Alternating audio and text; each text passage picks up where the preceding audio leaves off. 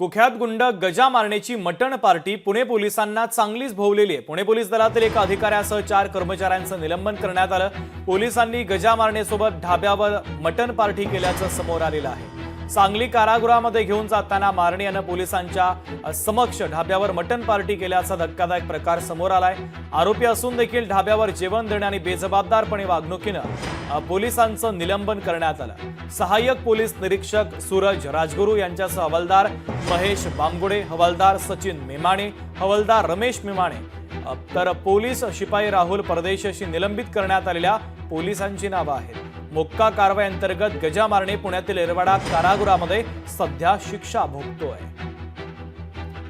न्यायालयाच्या आदेशानुसार त्याला येरवडा जेल वरून आपण सांगली जेल या ठिकाणी नेत असताना हा घडलेला प्रकार आहे, ज्यामध्ये हे तिघं यांनी काही इतर साथीदारांच्या मदतीने त्याची भेट घेतली होती। ती भेट घेत असताना त्या ठिकाणी कंचे ढाबा नावाचा ढाबा आहे, त्या ढाब्यावरती त्यांची ती भेट झालेली। तिथं काही खाद्यपदार्थ सुद्धा त्याला खायला देण्यात आल्याची आपल्याला माहिती आहे। याच्याबाबत तपास चालू आहे। परंतु हे सगळं होत असताना ते जे काम होतं, ते जे कर्तव्य होतं, या लोकांवरती, या पोलिसांवरती सोपवण्यात आली होती। परंतु आपलं काम नीट न करता त्यांनी त्या ठिकाणी कर्तव्यामध्ये जी कसुरी केलेली आहे, एक खंबीर असा निर्णय घेऊन या ठिकाणी वरिष्ठांच्या आदेशान्वये त्यांच्यावरती कारवाई करण्यात आलेली आहे। तर गुंड गजा मारण्याच्या एका साथीदाराला अटक करण्यात आली। पुणे पोलिसांच्या गुन्हे शाखेनं सांगलीतून त्याला अटक केलेली आहे। गजा मारण्याला पुण्यातून सांगलीला हलवताना त्याला पैसे आणि कपडे पुरवल्याच्या त्या पुरवणाऱ्या साथीदाराला अटक करण्यात आलेली आहे।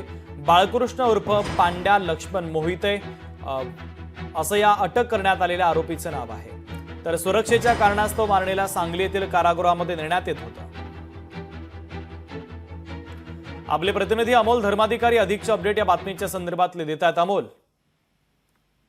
खरं तर गजानन मारणे याला पुण्याच्या येरवडा कारागृहातून सांगलीच्या कारागृहामध्ये नेत असताना पुणे पोलिसांनी इथं कर्तव्यामध्ये कसूर केलेला आहे आणि त्यामुळेच एका पोलीस अधिकाऱ्यासह 4 पोलीस कर्मचाऱ्यांचं निलंबन पोलीस आयुक्तांनी तातडीने केलेलं आहे। 1.5 महिन्यापूर्वी हा सगळा प्रकार घडलाय, पण पोलिसांनी तपास करून ही कारवाई काल केलेली पाहायला मिळते। आणि दुसरं म्हणजे याच प्रकरणामध्ये आता गुंड गजानन मारण्याचा जो साथीदार आहे बाळकृष्ण मोहिते, याला सुद्धा आता सांगलीतून पोलिसांनी बेड्या ठोकलेल्या आहेत। अगदी अमोल, महत्वाचे अपडेट या बातमीच्या संदर्भातले पोहोचवलेले आहेत। तुर्तास धन्यवाद। खासदार संजय राऊत बोलतात, आपण थेट तिकडे जातोय।